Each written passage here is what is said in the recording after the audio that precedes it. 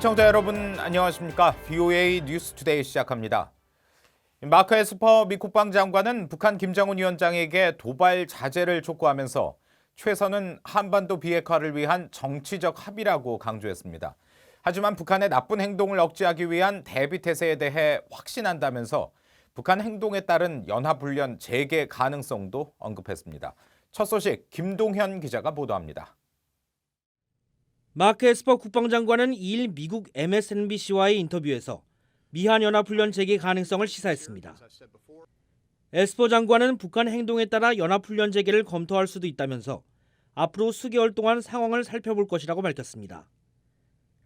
그러면서 그동안 외교의 문을 열기 위해 연합훈련을 조정한 것은 사실이고 옳은 방법이었다고 평가하면서도 본질적으로 북한과 싸워 승리하는 능력에는 어떤 형태로든 영향을 주지 않았다고 덧붙였습니다.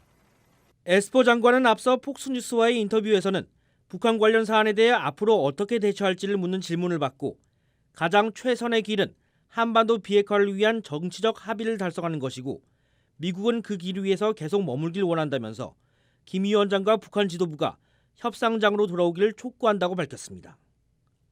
에스퍼 장관은 그러면서 군사적 관점에서 우리는 오늘 밤에도 싸울 준비가 돼 있다고 강조했습니다.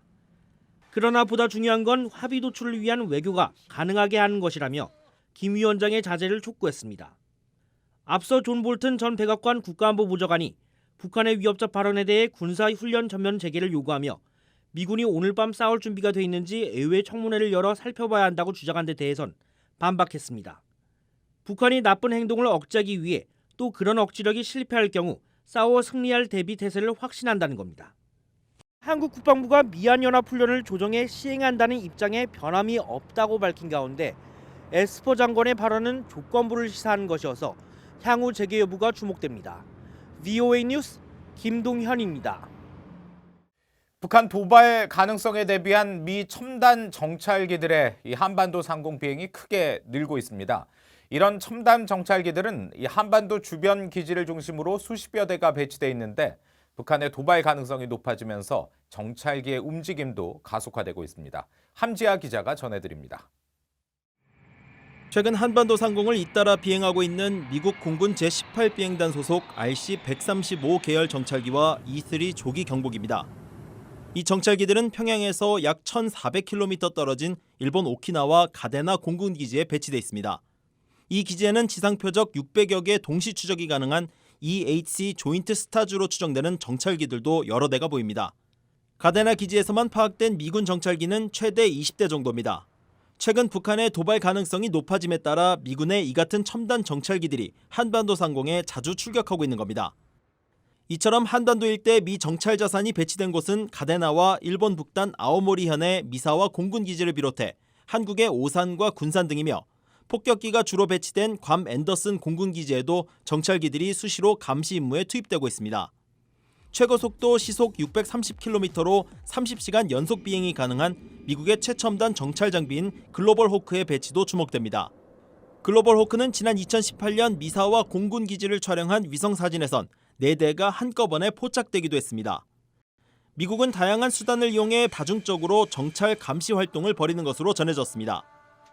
We do that through multiple platforms, Global Hawk being one of them, other air-breathing aircraft as others, as well as satellites, other technical means to gather intelligence. 최근 민간 항공 추적 시스템인 에어크래프트 스폿은 새해 1일에도 탄도미사일 궤적 분석 장비 등을 갖춘 리벳 조인트 RC-135W가 한국 상공 3만 1000피트를 비행한 사실을 공개했습니다. 전문가들은 탄도미사일 발사와 같은 북한의 도발 가능성에 따라 미군 정찰기들의 대북 감시 활동은 계속 이어질 것으로 전망했습니다. VOA 뉴스 함지아입니다. 북한이 최근 당 전원회의 보고를 통해 새 전략무기 도발 등을 시사한 가운데 미한 외교 당국자들이 잇따라 만나 대북 공조 방안을 논의합니다. 데이비드 스틸웰 국무부 동아태 담당 차관보는 3일 워싱턴을 방문한 김건 한국 외교부 차관보와 만나 새해 한반도 정세를 포함해 양국 현안에 대해 의견을 교환할 예정입니다.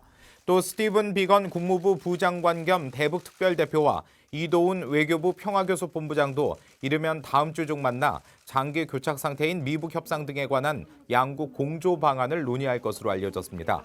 이어 마이크 폼페오 국무장관과 강경화 외교장관도 이달 중 워싱턴에서 양국 외교장관 회담을 개최하는 방안을 조율 중인 것으로 전해졌습니다. 북한이 최근 새로운 전략무기의 도발 가능성을 언급했지만 대륙간 탄도미사일 ICBM 발사를 단기간 내 재개할 가능성은 낮다는 주장이 제기됐습니다. 한국 경남대 국동문제연구소의 김동엽 교수는 2일 서울에서 열린 최근 북한의 노동당 전원회의와 관련한 토론회에서 북한의 단기간 내 탄도미사일 발사는 기술적으로 어렵다면서 이같이 지적했습니다. 또 북한이 머지않아라는 표현을 쓴 점과 ICBM 시험 발사가 북한에게는 마지막 카드라는 점에서 쉽게 ICBM 카드를 꺼내들 가능성은 높지 않을 것이라고 내다봤습니다. 임수호 한국국가안보전략연구원 선임연구위원은 김 위원장이 정면 돌파전을 선언하며 경제를 강조한 것은 경제 관리에 대한 당과 국가의 개입 확대와 개혁 정책의 후퇴를 의미한다고 분석했습니다. 2020년 새해 첫날 북한에서는 아기 1,002명이 태어난 것으로 유엔 아동기금 유니세프가 추정했습니다. 유니세프는 북한의 신생아 사망률이 높다고 지적하고 영유아 생존율을 높이기 위한 캠페인 참여를 북한에 촉구했습니다. 안소영 기자가 보도합니다. 2020년 새해 1월 1일 전 세계에서 태어난 아이는 39만 2천 명으로 유엔 아동기금 유니세프가 추정했습니다. 유니세프는 이 가운데 북한에서는 아이 1,002명이 태어난 것으로 과거 통계 등을 통해 관측했습니다. 유니세프는 그러면서 북한의 경우 제대로 된 통계를 밝히지 않아 정확한 수치를 확인하기는 어렵지만 신생아 등 어린이 사망률이 높다고 밝혔습니다. 특히 지난해 북한의 5살 미만 어린이 1,000명당 18명이 또 1살과 생후 28일 미만의 신생아 각각 14명과 10명이 숨진 것으로 추산했습니다. 유니세프는 그러면서 영유아 생존율을 높이기 위한 캠페인 Every Child Alive에 북한이 동참할 것을 촉구했습니다. 산모와 아기에게 식수와 전기 공급, 탯줄 소독과 출생 후 1시간 동안 모유 수유, 산모와 아기가 살을 맞대도록 하는 등의 내용입니다. 유니세프는 또 북한에서는 많은 산모와 아기가 방치돼 있다며 숙련된 보건 전문가가 출산을 도와야 한다고 강조했습니다. 유니세프는 북한 내 출산의 8%가 의료시설이 아닌 가정에서 이뤄지며 전체 모성 사망의 67%가 가정분만 과정에서 발생한다고 밝혔습니다. 유니세프는 전 세계적으로 매년 평균 250만 명의 신생아가 생후 1개월 내 숨지며 이 가운데 33%는 하루도 살지 못하는 것으로 파악했습니다.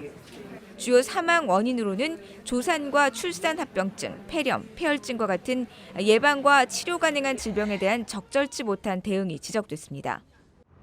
모성과 신생아 아동 프로그램을 운영하고 있는 유니세프는 지난해 예산 400만 달러로 북한 임산부 39만 5천 명을 지원했습니다.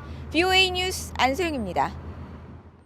미국 정부 산하의 정보기관이 16년 전에 북한이 미국 도달이 가능한 핵탑재 미사일 역량을 2020년 전에 갖출 것으로 예측했던 것으로 확인됐습니다.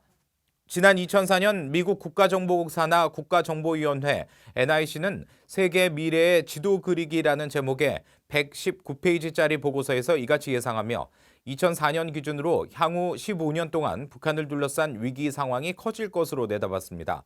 이 보고서는 북한이 처음으로 핵실험을 감행한 2006년보다 2년 앞서 나온 겁니다. 보고서는 또 북한이 핵탑재 장거리 미사일 역량을 높이기 위해 계속 노력을 쏟아부을 것으로 예상하면서도 새로운 정권이 이런 목적을 제고할 수도 있을 것으로 진단했습니다. 대북 제재 위반 혐의로 구속 기소된 미국인 암호화폐 전문가가 이 보석을 받고 허가된 것으로 일각에서 보도했지만 여전히 구속 중인 것으로 확인됐습니다.